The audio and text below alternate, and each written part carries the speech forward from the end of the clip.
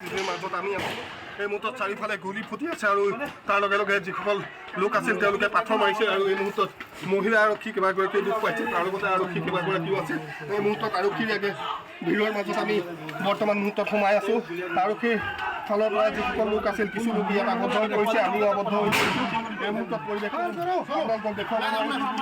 গম পাইছে